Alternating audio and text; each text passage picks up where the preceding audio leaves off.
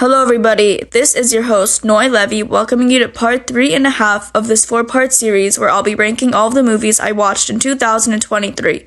If you're new to this series, I suggest you watch the last 2 parts first so you can be up to date with us because today is when shit gets serious. Notice how I said part 3.5 instead of just 3? That's because I'm going to be analyzing these films much deeper than usual because they are higher on my list, meaning I had no choice but to slice this part in 2. I'll be discussing films 40 to 33 in this half and 32 to 21 in the other, so be prepared like Scar from The Lion King says because the discussion is going to begin now.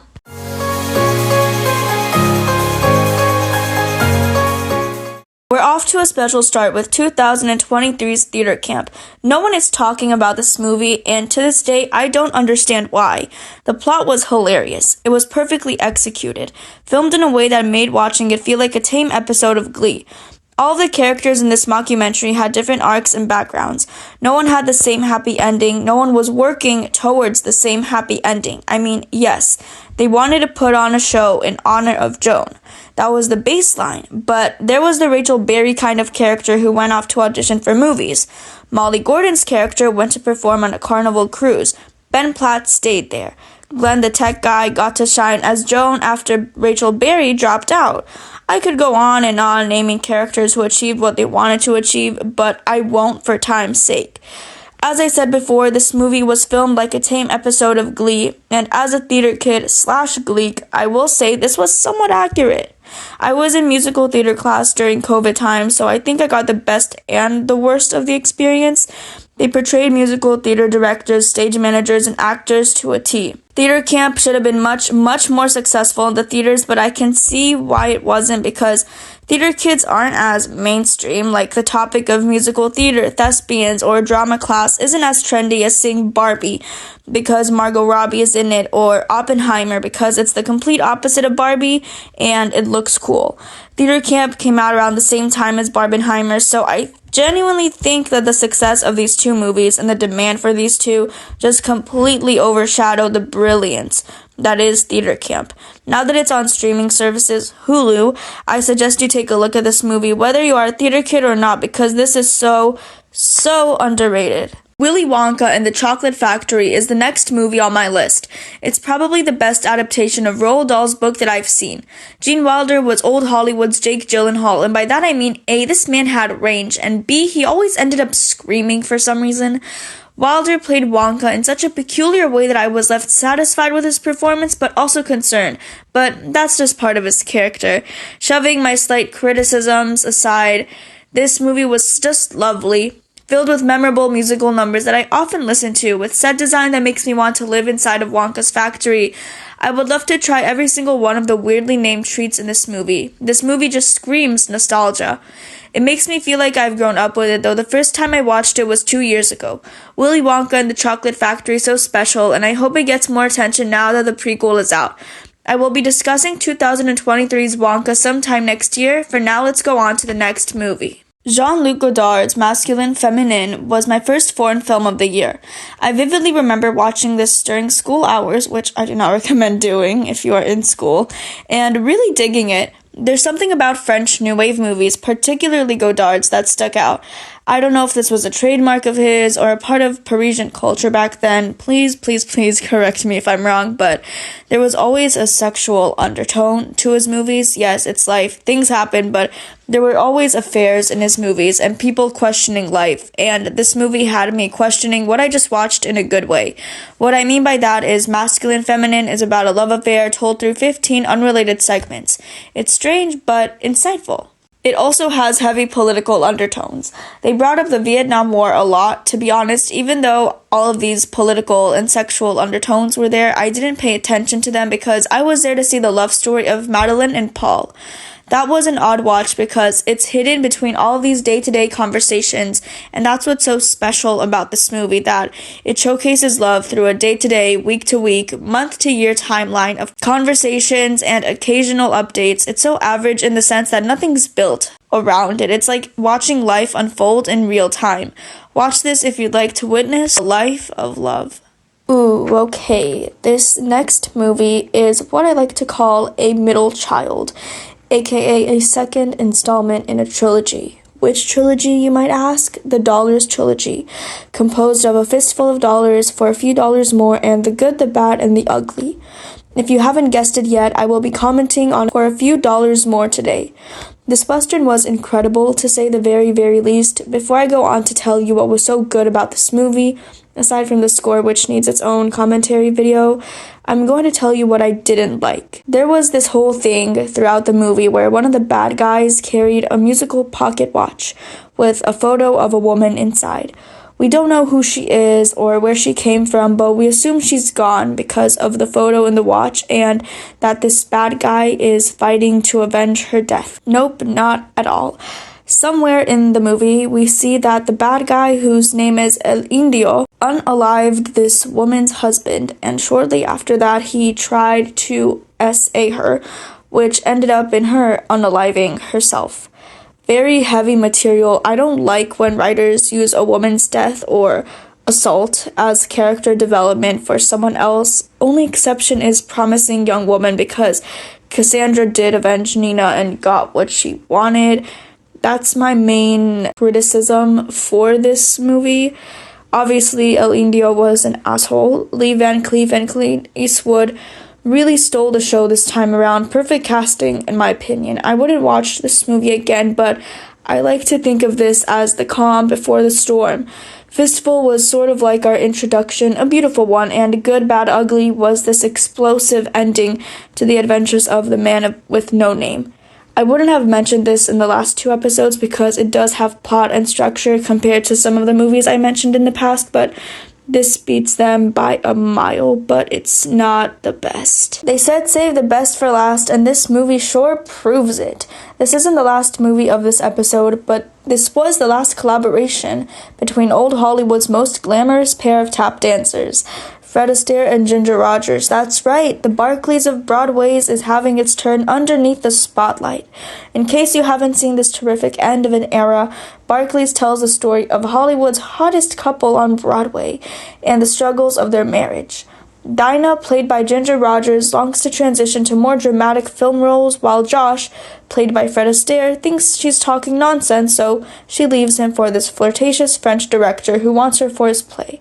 And you'll have to see what happens next. Now on to my opinion. I will be paraphrasing something I said on my Instagram story back when I watched this, but this really was like a 1940s La La Land with a happy ending. She wanted to pursue her dreams, so she did. He wanted to pursue his own dreams, so he did. And there was a happy ending, which I won't spoil. Barclays was such a pleasant watch. Back then, it received mixed reviews from critics, which I didn't want to mention because that could affect how much you'd like to watch this, but trust me when I tell you that this was beautiful. It was more than a 1940s musical centered around a shallow plot because they talked about a woman not clinging to her husband, which I think is pretty important for movies back then, the independence of a woman. I mean, spoilers ahead, she did return to him eventually, but she got her chance to shine. So I 100% recommend this film if you like La La Land or similar musicals. I'm excited about this next entry because this is a Wes Anderson rewatch. More specifically, a film of his from 2001 which stars the Wilson brothers and Gwyneth Paltrow in a love triangle. Yes, it's the Royal Tenenbaums, and yes, I know that the love triangle was only a side storyline and not the main one. Watching this for the 3rd time in an independent movie theater dressed up as Richie Tenenbaum definitely enriched my reaction to this movie. There's just something about watching movies in an independent theater that makes the experience much more comforting. Speaking of it, The Royal Tenenbaums is a movie I can talk about forever. It's one of Wes Anderson's deepest, if not then it is his deepest movie he's made when it comes to talking about mental health struggles. He's just so good at writing characters. We get to know these 3 child prodigies right from the start. We see Chaz excel in business. We see Margot writing pretty successful plays, and then we see Richie become one of the most well-known tennis players that is until he has this breakdown. Later, we find out this breakdown was because he saw Margot and her then-husband Raleigh Sinclair in the audience and he lost himself. I really want to focus on Richie for just a second because his character arc was perfect. We see him go through the very best, the very worst, and eventually work his way back up. And even Chaz, he had his struggles. He had a very tough childhood. He was the underdog of the 3 children, always wanted to get his dad's attention. Then he grew up, found the love of his life, had had kids with her, and then she passed in a plane crash. Now he prepares his children for such situations out of fear that he'll lose them like he lost her. Margot, she's just something different. She's a mystery. No one knows anything about her until they find out she's been having affairs with other people and that she was married to this Jamaican man for 14 days. It's insane how well written these characters are, and I didn't even get to Royal Tenenbaum himself.